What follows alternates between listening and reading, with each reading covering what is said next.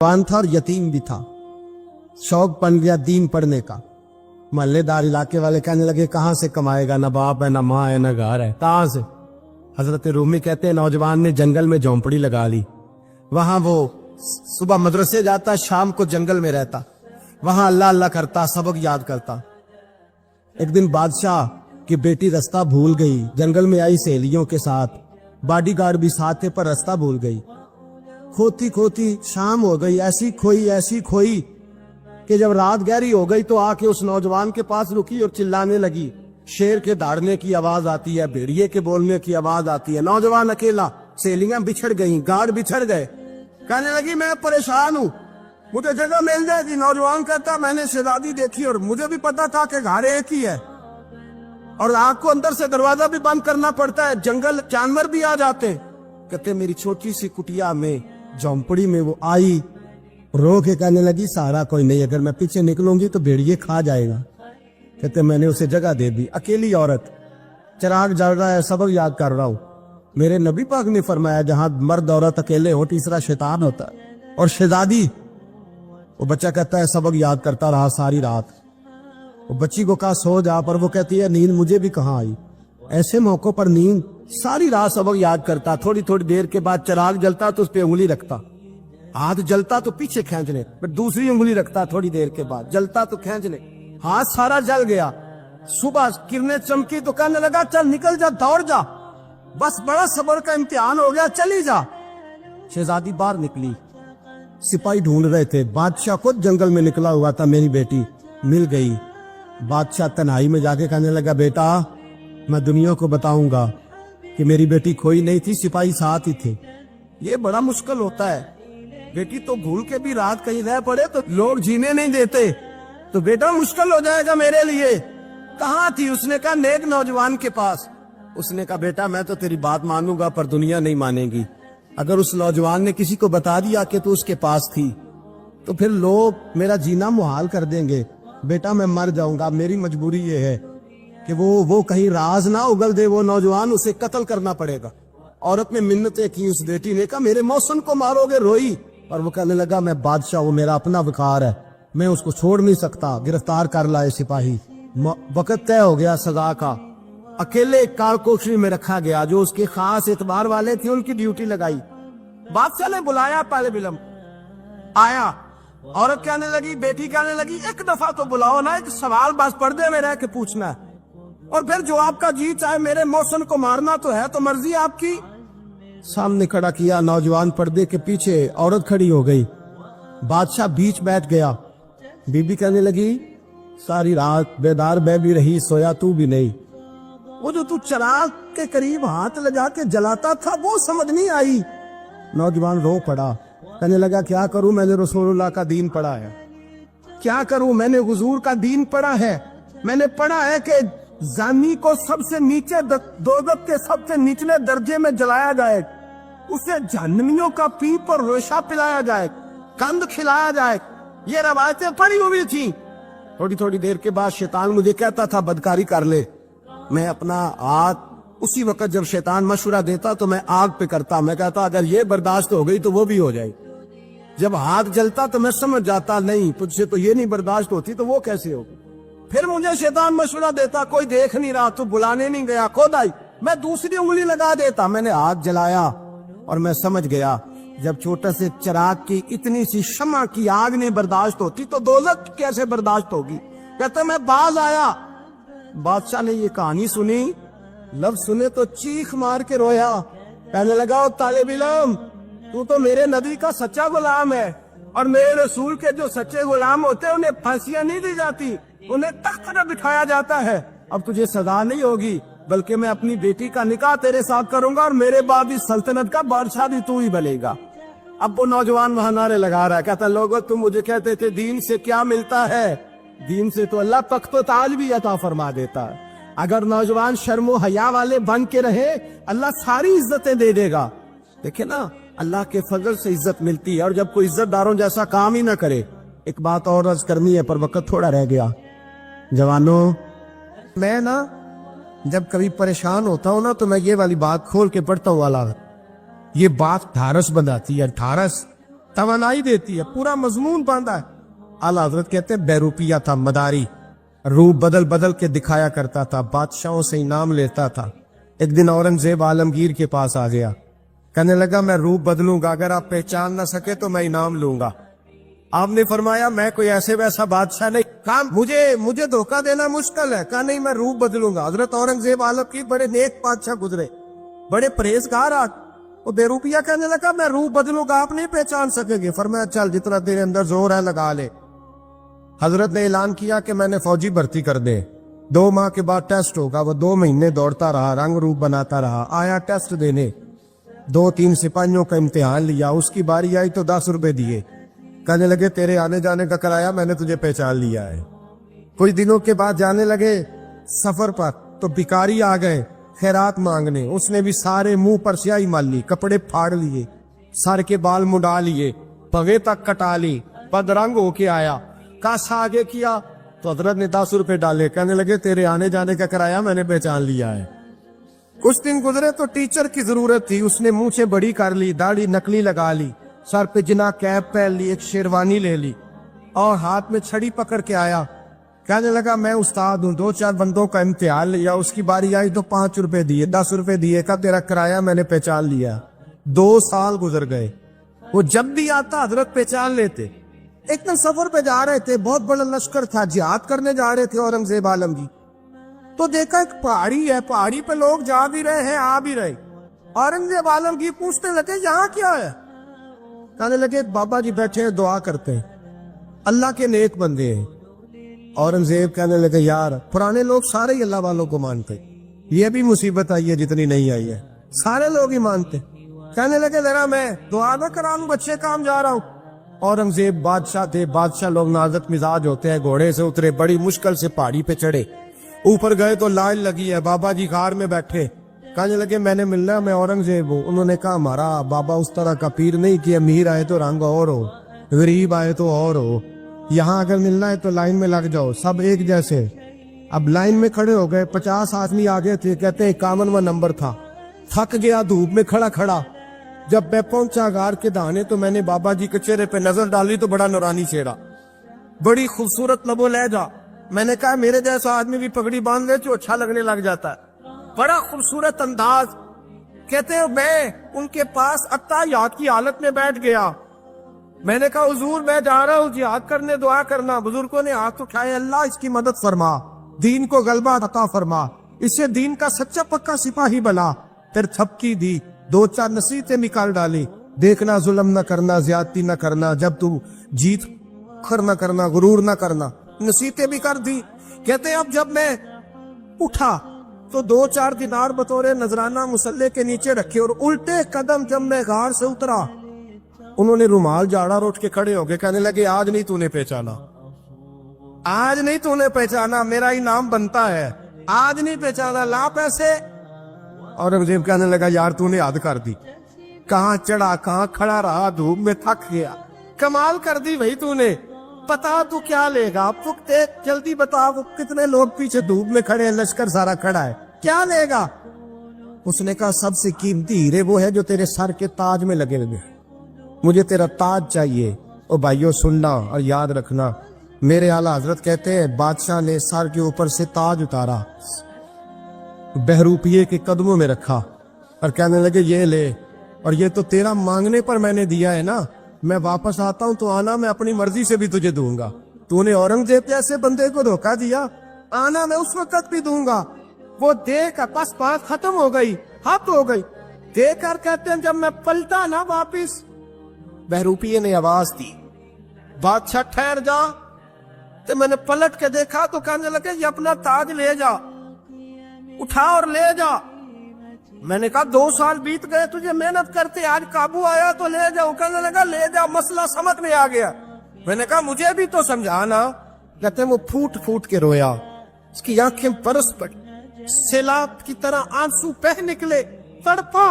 और लोग कहने लगा बादशाह मैंने झूठ मूठ रसूलुल्लाह की गुलामी इख्तियार की थी, झूठ मूठ की दाढ़ी, झूठ मूठ की पगड़ी, झूठ मूठ का फकर, मैंने झूठ मूठ नबी पाक का लिबास पहना है, तो तेरे जैसे बादशाहों के ताज मेरे कदमों में आ गए हैं। अगर मैं सचमुच रसूलुल्लाह का गुलाम बनूंगा तो अल्लाह क्या कुछ अता फरमाए, अल्लाह कितनी नेमतों से नवाजे। मेरे आला क्या फरमाते हैं, आला हज़रत फरमाते हैं फरिश्ते भी करते हैं ताजीम मेरी। कौन जी? अल्लाह। ऐसा अकीदा भी कम मिलेगा जो बरेली के इमाम का अकीदा है, ऐसा भी कम। कहते हैं फरिश्ते भी करते हैं ताजीम मेरी। क्यों? फरमाने लगे फिदा होके उन पर ये इज्जत मिली। बगदाद के एक दरवेश आलिम थे, तो वो जब भी नमाज पढ़ाते ना तो किसी ताजर की 2 बीवियों के बारे में दुआ मांगते। तवज्जो है मेरी बात पर? नमाज पढ़ाते तो कहते अल्लाह उस ताजर की 2 बीवियों को अपनी खास रहमतें अता फरमा। एक दिन लोग उनके गिर्द इकट्ठे हो गए, कहने लगे बाबा जी बताएं तो सही वो बीवियां कौन थी जिनके लिए आप दुआ मांगते? तो फरमाने लगे मेरे शहर का एक ताजर था, बहुत बड़ा ताजर था, मालदार था पर बे औलाद था। उसे बगदाद से मुल्क शाम जाना पड़ता था तिजारत करने, और कई कई महीने उसे शाम के मुल्क में रहना पड़ता था। उसने इस तरह किया कि वहां भी एक शादी कर ली। तो जो है ना मेरी बात पर, क्या कर लिया उसने? दूसरी शादी करना मर्द के लिए जायज है, तीसरी करना भी, चौथी करना भी भैया के वक्त, मगर अगर इंसाफ कर सके तो। अगर चारों में हम ना आधा मसला सुनते हैं और आधा ही बयान करते हैं, अगर इंसाफ ना कर सके फिर उसके लिए 4 जायज, फिर वो एक ही रखेगा। तो अजीज दोस्त, दूसरा निकाह कर लिया, शादी हो गई। अब वो वहां कुछ ज्यादा वक्त गुजारने लगा, मालदार आदमी था, बीवी को मकान भी लेके दे दिया। अब वो जरा देर से आता वापिस, और जब आता भी तो उसके वो वाले अंदाज ना होते जो पहले हुआ करते थे। अब बीवी से बड़ा जासूस भी कोई नहीं होता, उसको तो पहले पता चल जाता है कि माजरा क्या है, उसे बड़ी खबर होती है। तो उसने महसूस कर लिया कि बदले बदले से मेरी सरकार नजर आते। वो कहने लगी अब के जब आता जाता है तो इसके हालात कुछ बदले बदले से हैं, माहौल कुछ और है। उसने एक बूढ़ा आदमी जो उसका अजीज भी था और समझदार भी था उसको तैयार किया। कहने लगी अब के जब मुल्क के शाम जाए ना तो इसका पीछा करना और खबर करना कि कहाँ रहता है, कहाँ जाता है, क्या करता है। वो बूढ़े बुजुर्ग जो थे वो खातून के कहने पर कुछ उसने किराया भी दिया।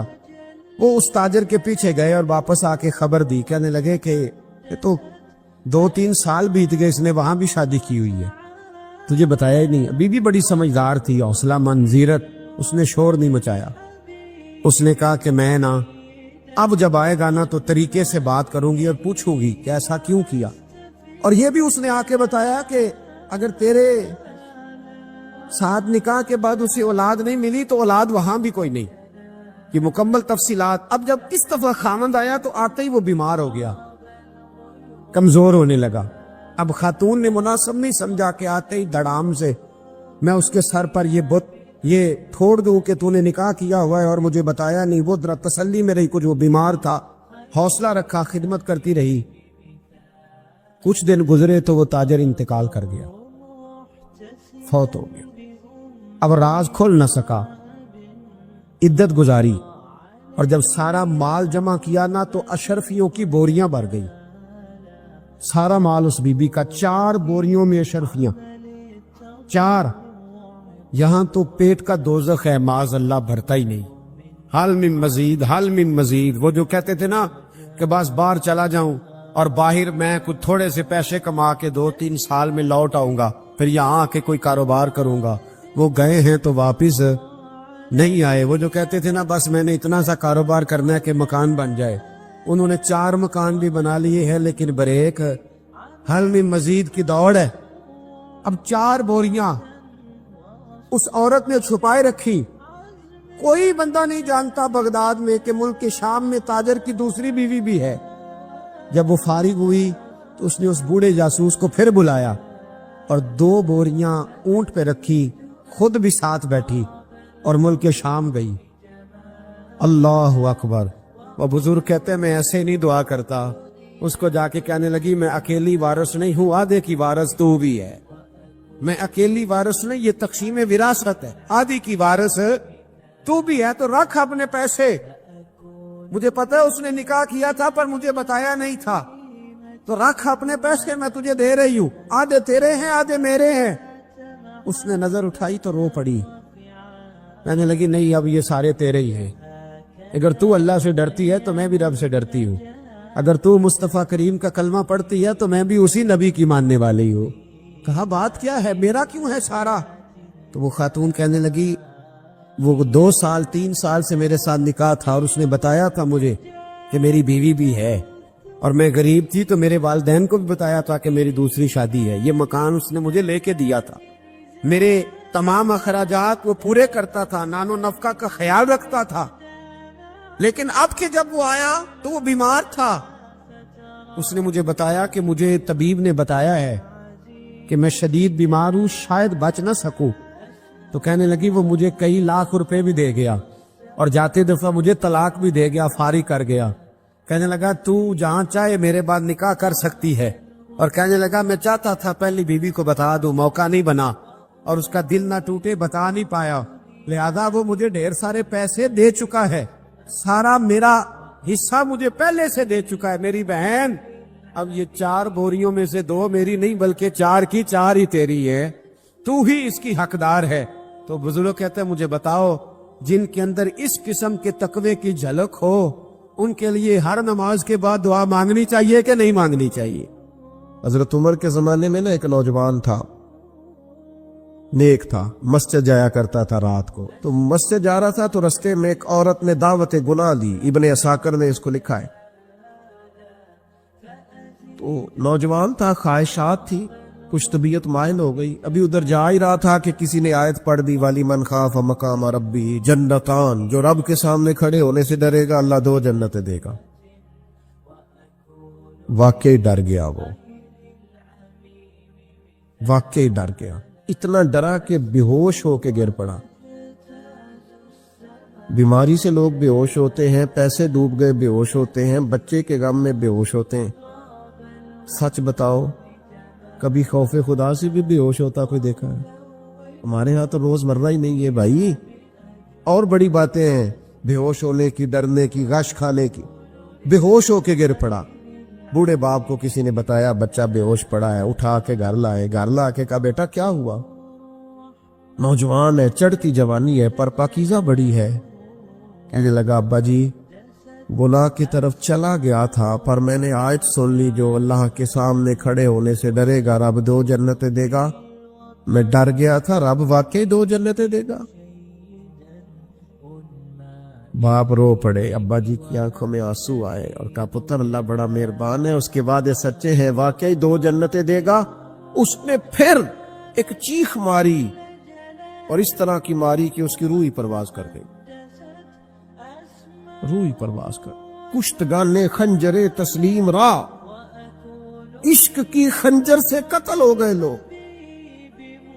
صبح حضرت عمر کو پتا چلا کہ انہوں نے تو رات جنازہ بھی پڑھ دیا، تدفین بھی کر دی۔ جناب عمر فرمانے لگے اتنا نیک نوجوان خوف خدا سے دنیا سے چلا گیا، مجھے کیوں نہیں بلایا میں جنازہ پڑھتا؟ فاروق اعظم فرما رہے میرا شوق تھا میں اس کا جنازہ پڑھتا۔ کہا حضور آپ کو تکلیف نہیں دی؟ فرمایا بتاؤ قبر کہاں ہے؟ کہ کامل پیر اونا دے باہو قبر جنا دی جیوے۔ حضرت فاروق اعظم قبر پہ تشریف لے گئے اور کھڑے ہو کے فرمانے لگے نوجوان مجھے امید ہے میرے رب نے تجھے 2 جنتیں دی ہوں گی۔ ابن عساکر کھول کے دیکھو تاریخ بغداد نے کیا لکھا ہے۔ حضرت سیدنا فاروق نے فرمایا امید ہے 2 جنتیں دی ہوں گی، قبر کے اندر سے بولا کامل پیرو نہ دے باہو قبر جنا دی جیوے، قبر کے اندر سے بولا۔ کہنے لگا حضور امید والی بات نہیں، رب کے وعدے سچے ہیں، اس نے واقعی مجھے 2 جنتیں عطا فرمائی، 2 جنتیں دی ہیں، میں نے اپنے مالک کو راضی پایا۔ ہمارے صوفیاء تصوف میں ایک جملہ بولتے ہیں کہ تیرا تو فقر فقر بوزر ہے، یعنی جن کو صحیح درویش کہتے ہیں نا، صحیح درویش۔ مولا علی شیر خدا رضی اللہ تعالیٰ عنہ فرمایا کرتے 2 ہی تو بندے جو رب کے رستے میں کسی شے کی پرواہ نہیں کرتے۔ حضور کون سے؟ فرمایا ابو ذر غفاری ہے اور دوسرے علی المرتضیٰ ہے۔ مولا علی فرمایا کرتے یہ نا مسلمانوں میں سے 4 یا 5ویں مسلمان ہیں، شروع سے ایک سلیم الطبع آدمی، کچھ لوگ طبع بڑے نفیس ہوتے ہیں، طبع نہیں، اللہ کی طرف سے شروع سے ہی ان کا جو قبیلہ تھا بنو غفار وہ راہزنی کرتا تھا، لوگوں کو لوٹ لیتا تھا. شروع میں یہ کام کیا لیکن جب کچھ لوگوں کی چیخیں کانوں میں گئیں تو چھوڑ دیا، فرمایا نہیں یار طبیعت نہیں مانتی. اور نبی پاک کا کلمہ پڑھنے سے پہلے ہی بتوں کی پوجا چھوڑ کے رب کی عبادت شروع کر دی. لوگ پوچھا کرتے تھے آپ عبادت تو کرتے تھے پر منہ کدھر کرتے تھے؟ فرماتے تھے جدھر وہ کرا لیتا تھا کر لیتے تھے. کسی نے انہیں بتایا کہ مکے میں ایک شخص ہیں جنہوں نے اعلان نبوت کیا ہے، آپ کی طرح کی باتیں کرتے ہیں. انہوں نے اپنے بھائی کو بھیجا، ان کا نام انیس تھا، پتہ کر کے واپس آئے. بھائی کہنے لگے ابو ذر، ان کا نام جندب ہے، اصل میں ذر ان کے بیٹے کا نام ہے اور کنیت سے زیادہ معروف ہیں، ابو ذر غفاری کہلاتے ہیں. فرماتے ہیں کہ بھائی نے آ کے بتایا کہ وہ نیکی کا حکم دیتے ہیں، برے کاموں سے منع کرتے ہیں، صلہ رحمی کا پیغام دیتے ہیں، لیکن لوگ سارے مخالف ہیں. یہ چیز بھی بڑی کاؤنٹ ہوتی ہے، اسے نہ کاؤنٹ کیا کریں. لوگوں کی ترجیحات بدلتی ہیں، صبح کچھ دوپہر کچھ شام کچھ، اسے نہ کاؤنٹ کریں. انہوں نے اس بات کو کاؤنٹ کر کے بتایا کہ لوگ ان کے جو ہے نا وہ مخالف ہیں سارے. تو حضرت ابو ذر غفاری کہنے لگے مجھے تسلی نہیں ہوئی، میں خود جا کے پتہ کروں گا. کہتے ہیں مکہ شریف آیا تو کسی ایسے آدمی سے پوچھ بیٹھا، میں تو کچھ اور سمجھا تھا وہ کچھ اور نکلا. مکے والوں نے بڑا مارا. مکے پہنچ کے پہلی جو چیز ملی وہ مار کھانے کی تھی. اب میں ڈرتے کسی سے پوچھتا ہی نہ، بھوک بھی بڑی تھی، رہنے کو جگہ نہیں تھی، حرم شریف میں لیٹا رہتا تھا. میرے نصیب دیکھو، مجھے ایک شخص نے نہ آ کے ہلایا، کہنے لگے اگر مناسب سمجھے تو میں آپ کو دیکھ رہا ہوں کافی دیر سے، آپ کوئی پردیسی ہیں، آپ کا اپنا مہمان نہ بنا لوں. تو میں نے کہا آپ کا کیا نام ہے؟ کہنے لگے میرا نام ہے علی ابن ابی طالب. کہتے ہیں مولا کائنات گھر لے گئے، کھانا بھی کھلایا، جگہ بھی دی، سونے کو خدمت بھی کی، لیکن چونکہ میں تو پہلے ایک سے پوچھ کے مار کھا بیٹھا تھا، میں نے پوچھا نہیں میں کدھر آیا ہوں. رات رہے، اگلی رات بھی رہے، لیکن میں نے بتایا نہیں میں کس کام آیا ہوں. حضرت ابو ذر غفاری رضی اللہ تعالیٰ عنہ کہتے ہیں خود ہی مولا علی نے پوچھا بتا سکتے ہو کیسے آئے ہو؟ میں نے کہا راز رکھ لو گے. فرمایا بڑا کشادہ سینہ دیا رب نے مجھے. تو بات تو کہنے لگے یار میں تو محمد مصطفیٰ کی زیارت کرنے آئے صلی اللہ تعالی علیہ وسلم. یہ بے نیاز لوگوں میں سے ہیں حضرت سیدنا ابو ذر غفاری. میں حضور کی زیارت کے لیے ہوں. حضرت علی کہنے لگے سویرے لے چلوں گا. انسان بزدل نہیں ہوتا، ہر انسان بزدل نہیں ہوتا، اور بلا وجہ ٹکراؤ کی پالیسی بنا لینا یہ بھی سیانے لوگوں کا کام نہیں. حکمت کے تقاضوں کے مطابق چلنا یہ بھی دلیر لوگوں کا کام ہوتا ہے. حضرت مولا علی کہنے لگے صبح لے کے چلوں گا پر حالات ٹھیک نہیں. شرارتی لوگ ہر جگہ ہوتے ہیں، اگر کوئی شرارتیوں کا ٹولہ ملا نا جو کھڑا ہوگا جاسوسی کرنے کے لیے کہ حضور کی طرف کون کون جا رہا ہے، تو میں نیچے جھکوں گا جوتے کا تسمہ ٹھیک کرنے کے لیے. لیکن آپ نے نہیں کھڑے ہونا، آپ نے چلتے رہنا ہے تاکہ کسی کو شک نہ ہو. کہتے اس ترتیب سے حضرت علی مجھے لے کے گئے. میں حضور کی بارگاہ میں پہنچا. مولا علی کہتے ہیں بڑے بڑے لوگ سوال کرتے تھے پر یہ شروع سے سلیم الطبع تھے، مجھے کہہ لینے دینا. انہوں نے ماننا ہوتا ہے، وہ لمبے سوال کرتے ہی نہیں. مان جو لیا تو لمبے سوالوں کی ضرورت ہی کوئی نہیں. کہتے ہیں لوگ بڑے بڑے سوال کرتے تھے پر ابو ذر نے 2-3 باتیں پوچھی اور آگے جا کے کہنے لگے حضور ہاتھ بڑھائیں مجھے کلمہ پڑھائیں. نبی پاک صلی اللہ علیہ وسلم نے کلمہ پڑھایا. فرمایا باہر جا کے نا ابھی ذکر کرنا کہ تم مسلمان ہو گیا، یہ ماریں گے. عرض کی حضور انہیں مارنے دے، میں آیا بھی مار کھا نہیں ہے، انہیں مارنے دے نا. پڑا فلک کو کبھی دل جلوں سے کام نہیں. دار دلوی نے کہا تھا پڑا فلک کو کبھی دل جلوں سے کام نہیں، اور جلا کے راکھ نہ کر دوں تو داغ نام نہیں. ماری تو کھانے آئے ہیں، مارنے دے، کرنے دے زور جتنا لگانا ہے لگانے دے. باہر جا کے اعلان کیا. مکے والوں نے مارا، اتنا مارا کہ بے ہوش ہو گئے. پھر کسی نے بتایا کہ تم نے گزرنا بھی ہے ان کے علاقے سے، بنو غفار سے، پھر ان کا پتہ بھی ہے یہ لوگ بڑے سخت ہیں. پھر چھوڑا. تپن بڑے جلالی تھے، زاہد مزاج تھے. فرماتے تھے کہ جو تمہاری ضرورت سے زیادہ ہے وہ سارا صدقہ کرو. کنز کے معاملے میں ان کا رویہ یہ تھا.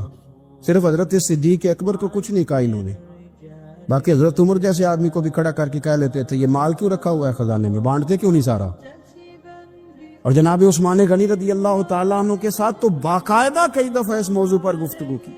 وہ کہتے تھے کہ جب اللہ کہتے ہیں قرآن میں کہ مال دولت جمع نہیں کرنی، تو وہ جو لوگ تھے وہ بھی بڑی شانوں والے تھے. وہ کہتے تھے کہ اللہ نے جب زکوٰۃ فرض کی تو مال جمع ہوتا ہے تو زکوٰۃ فرض ہوتی ہے نا.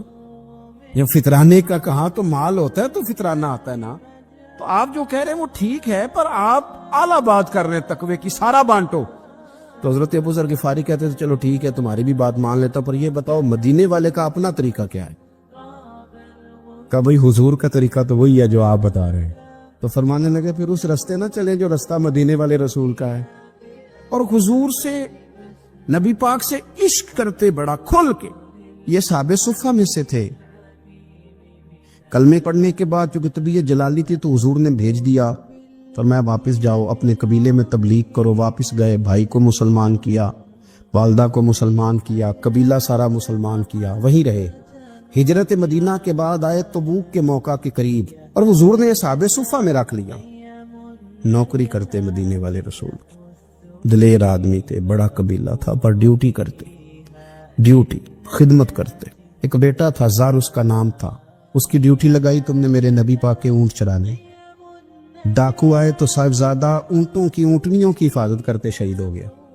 اور یہ انوکھا بندہ ہے جس نے شرط لگائی تھی کہ میں نے کالی سیاہ رنگ کی عورت سے شادی کرنی. انوکھا بندہ ہے. ایک بیٹی تھی, ایک بیٹا, بیٹا شہید ہو گیا. بیوی سے کہا تم نے نبی پاک کے گھر میں خدمت کرنی ہے, حضور کے گھر والوں, اور میں نبی پاک کی نوکری کروں گا. حضور کی خدمت کرتے, ہر وقت خدمت میں رہتے. اور حضور جب آتے نا, صحابہ صفہ میں یہ شامل تھے جو لوگ دین سیکھتے, حضور جب آتے تو سب سے پہلے آ کے حضرت ابو ذر غفاری کا پوچھتے, بلائیں, اور جب بات کرتے حضور تو بار بار ان کو مخاطب کر کے بات کرتے. حضرت ابو ذر غفاری رضی اللہ تعالیٰ عنہ کا نبی پاک سے اتنا پیار کہ ہماری بھی مشکل حل کر دی. ابو داؤد شریف میں موجود ہے, ایک دن کہنے لگا یا رسول اللہ صلی اللہ علیہ وسلم, اگر کوئی بندہ کسی سے پیار بڑا ہی کرے پر اس جیسے عمل نہ کر سکے, کوشش کرے کر نہ. لوگ ہمیں کہتے ہیں نا کہ پیار بڑا, عمل بھی تو کرو نا. بھی کرنا چاہیے, پر انسان ہے نا, غلطی بھی تو ہو ہی جاتی ہے. اب ہم عمل نہیں کر سکتے تو تم ہمیں پیار بھی نہیں کرنے دو گے؟ مہربانی کرو, پیار تو کرنے دو نا. حضرت ابو ذر غفاری نے کہا, ابو داؤد شریف میں موجود ہے, یا رسول اللہ صلی اللہ تعالی علیہ وآلہ وسلم, حضور پیار بڑا کرے پر ان جیسے عمل نہ کرے تو حکم کیا ہے؟ تو حضور نے فرمایا پیار سچا کرے, اللہ قیامت کے دن جس سے محبت کرے گا نا اس کے ساتھ ہی دونوں کو اکٹھا فرما دے گا. تو حضرت ابو ذر نے فوراً کہا, حضور پھر مجھے آپ سے بھی بڑا پیار ہے, رب سے بھی بڑا پیار ہے. فرمایا فکر نہ کرنا, جنت میں اکٹھے ہی جائیں گے. اتنی محبت رسول پاک کی ذات کے ساتھ. حضور کی نوکری کرنا, ایک دن خدمت کرتے کرتے سو گئے. حضور مسجد میں آئے پتہ کرنے کہ ابو ذر آرام کر رہا ہے. یہ بھی مزہ ہوتا ہے, خیال رکھنا اپنے درویشوں کا, کیا کھایا کیا پیا, کہاں سوئے. حضور رات کو آئے, یہ سوئے ہوئے. فرماتے ہیں حضور نے میرا انگوٹھا ہلایا, میں اٹھ کے بیٹھ گیا, حضور بھی میرے پاس بیٹھ گئے. اور میں ابو ذر بڑا پیار کرتے ہو, سونے آپ کو پتہ ہی ہے. کہا یار تو بڑی نوکری کرتا ہے, ایک دن وہ بھی آئے گا جس دن تجھے میری مسجد اور میرے شہر سے جانا پڑے گا, پھر کیا کرو گے؟ تو عرض کی حضور کسی کی طاقت ہے مجھے آپ کے شہر سے نکالے, میں تلوار نکال لوں گا. نبی پاک نے فرمایا تلوار نہ نکالنا, جہاں تمہیں بھیجا جائے چپ کر کے چلے جانا. حضور کب تک؟ فرمایا جب تک اللہ تیری اور میری ملاقات نہیں کرا دیتا, یعنی وصال تک. یہ واحد شخص ہے کہ حضور کے وصال ظاہری کا وقت آ گیا تو فرمایا کوئی میرے ابو ذر کو بلاؤ. جب یہ آئے تو حضور لیٹے ہوئے تھے, یہ جھکے نبی پاک کی طرف, حضور میں حاضر ہو تو حضور نے پکڑ کے سینے کے ساتھ لگا لی. میرے رسول پاک صلی اللہ علیہ وسلم کی خدمت میں ایک دفعہ عرض کرنے لگے, حضور مجھے صوبے کا گورنر بنا دے. تو نبی پاک نے فرمایا ابو ذر میں عہدے پسند نہیں کرتا, تو تمہیں بھی میں کہتا ہوں عہدہ نہ لینا, تمہیں بھی کہتا ہوں عہدہ نہ لینا. فرمایا ابو ذر میں جو چیز اپنے لیے پسند کروں گا تمہیں بھی اسی کا مشورہ دوں گا. تم بندے اچھے ہو پر یہ کام تمہارے بس کا نہیں ہے. بڑے زاہد آدمی میرے رسول کریم صلی اللہ تعالی علیہ وآلہ وسلم نے ان کے بارے میں فرمایا جس طرح نبیوں میں حضرت عیسیٰ علیہ السلام ہوئے. حضرت عیسیٰ دیکھیں نا, انبیاء میں اللہ تعالیٰ نے ہر قسم کی عظمت نبیوں کو دی. جناب سلیمان علیہ السلام کا تو تخت بھی ہوا میں اڑتا تھا, جن تک تابع دار تھے. اور نبیوں میں حضرت عیسیٰ بھی ہیں جن کے پاس گھر بھی کوئی نہیں, شادی بھی کوئی نہیں کی, اینٹ سرانے رکھ کے تکیہ بناتے, ایک ان کے پاس کنگھی تھی اور ایک پیالہ تھا. دیکھیں جو بندہ نیک ہو نا وہ بھی نیک ہیں, اللہ کے نبی ہیں. آپ اپنا تقوی مسلط نہیں کریں گے, جو وہ کر رہے ہیں وہ بھی مخلص ہو کے کر رہے ہیں. حکومتیں جو چلانی ہیں تو وہ کس نے چلانی ہے؟ اگر نیک بندے نہیں آئیں گے تو غلط لوگ آئیں گے, قوموں پہ ظلم کریں, وہ بھی اپنی جگہ ٹھیک ہے. لیکن یہ جو کر رہے ہیں یہ بات بھی اپنی جگہ بالکل ٹھیک ہے. ہم پتہ کیا کرتے ہیں, ہم چیزوں کو مسلط کرتے ہیں, ایک دوسرے پر مسلط نہیں کرے چیزوں کو. آپ جو کر سکتے ہیں, جو رستہ آپ کو صحیح لگتا ہے اختیار کر لیں. یہی تو ہمارے دین کا حسن ہے کہ سارے رستے واضح کر کے ہمیں دکھاتا ہے. حضرت عیسیٰ علیہ السلام نے ایک دن دیکھا کہ ایک بندہ نا انگلیوں کے ساتھ اپنے بال سیدھے کر رہا ہے, تو آپ نے فرمایا یار کنگھی کے بغیر بھی کام چل سکتا ہے. کنگھی بھی خیرات کر دی. دیکھا ایک بندہ ہاتھ کا تکیہ بنا کے لیٹا ہے, تو فرمایا اینٹ بھی دے دو, کسی کے کام آ جائے. ایک دن دیکھا کہ ایک بندہ نا یوں چلو میں پانی پی رہا ہے, فرمایا پیالہ بھی رہنے دو, اس کے بغیر بھی کام چل ہی جاتا ہے. جناب عیسیٰ کا یہ زہد تھا. میرے نبی پاک علیہ السلام نے فرمایا جس نے جناب عیسیٰ کا زہد دیکھنا ہو وہ میرے ابو ذر غفاری کو دیکھے. ان کو دیکھے, یہ دنیا میں جناب عیسیٰ کے زہد کے مطابق چلتے پھرتے ہیں. ساری زندگی دولت کو, مال کو پسند نہیں کیا. جہاں رہتے تھے ایک گورنر صاحب نے 300 دینار تحفے میں بھیجے. تو ایک ہوتا ہے نا بندہ کہتا نہیں نہیں ضرورت نہیں. اور حضور سید عالم صلی اللہ علیہ وسلم نے حضرت عمر سے فرمایا تھا جو خود بخود آ جائے وہ قبول کر لو اللہ کی طرف سے. لیکن ان کا رنگ فقیری والا تھا اور تھوڑا انوکھا تھا. 300 دینار آئے تو فرمانے لگے اسے جا کے کہو تمہیں کوئی اور بندہ نہیں ملا دھوکہ دینے کے لیے, میرے گھر ہی مال بھیج دیا ہے. فرمانے لگے میرے پاس گدھا ہے سواری کرنے کے لیے, میرے پاس بکریاں ہیں دودھ پینے کے لیے, میرے پاس ایک چادر اضافی ہے سامان میں سے. میں تو ڈرتا ہوں کہ رب کہیں اس چادر کے بارے میں سوال نہ پوچھ لے, اور تم ہو کہ میرے پاس یہ لے کے آئے ہو. حضرت عثمان غنی کے پاس جا کے کہا کرتے کتنا لوگوں کے پاس پیسہ آ گیا ہے, ہر بندے کے گھر میں مال ہے, یہ کیا ہو رہا ہے, لوگوں سے کہیں خرچ کریں غریبوں پہ. عثمان غنی فرمانے لگے تمہیں تو خوش ہونا چاہیے کہ میرے دور میں لوگ خوشحال ہو گئے. آپ فرمانے لگے نہیں, وہ والا رنگ زیادہ بہتر ہے جو مدینے والے نے اختیار فرمایا, کیونکہ کچا رنگ للاری والا چڑھدا تے لیندا رہندا عشق تیرے دا رنگ محمد, جدوں چڑھ جائے پھر نہیں لیندا. آپ کی طبیعت کے اندر دولت سے بیزاری. حضرت ابو درداء, حضرت ابو موسیٰ اشعری, حضرت ابو ہریرہ رضی اللہ تعالی عنہ, یہ سمجھ لیں ان کے کلاس فیلو تھے, ان کے ساتھ پڑھا تھا انہوں نے. حضرت ابو ذر غفاری ان پر بھی جلال کرتے. آپ یقین کریں کہ طبیعت نا ایسے کیف میں آ گئی ان کو پڑھ کے. ان کو پڑھا جب کچھ دنوں سے تو کچھ انوکھا, یہ انوکھی وجہ ہے, سارے زمانے سے نرالے ہیں. یہ بندے کون سی بستی کے یار اب رہنے والے ہیں, یہ کس طرح کے لوگ ہیں, کیا سوچ ہے. حضرت ابو درداء رضی اللہ تعالیٰ عنہ کے گھر کے قریب سے گزرے تو حضرت ابو درداء مکان بنا رہے تھے. کیا جملہ کہا, تڑپ گئی روح. فرمانے لگے ابو درداء تجھ سے مجھے یہ امید نہیں تھی یار. فرمایا کیا ہوا؟ فرمانے لگے اب تیرا مکان بنانے کے لیے بھی اللہ کے بندوں کی پشتوں پر اینٹیں رکھی جائیں گی. تیرا مکان بنانے کے لیے رب کے بندوں کی پشتوں پر اینٹیں تیرے لیے. حضرت ابو درداء نے گردن جھکا لی. فرمایا یار جہاں تو ہے نا تو بالکل ہی ٹھیک کہتا ہے. کیوں؟ میرے نبی پاک صلی اللہ علیہ وسلم نے فرمایا اس زمین کے اوپر اور آسمان کے نیچے ابو ذر غفاری سے سچا بندہ کوئی نہیں, ان سے زیادہ سچا کوئی نہیں. فرمایا تو ٹھیک کہتا ہے یار, صحیح کہتا ہے. حضرت ابو موسیٰ اشعری رضی اللہ تعالیٰ عنہ کو گورنر بنا دیا گیا عراق کا. اب حضرت ابو موسیٰ اشعری صحابہ میں ایک بڑے جلیل القدر صحابی ہے, اور ان کی عظمتیں, رفعتیں, بلندیاں کیا کہنا, بڑی گہری دوستی تھی. لیکن جب وہ گورنر بن گئے نا تو آپ نے فرمایا بس بھئی اب تو نے عہدہ لے لیا ہے, یہ بندے کو ٹھیک نہیں رہنے دیتی چیزیں,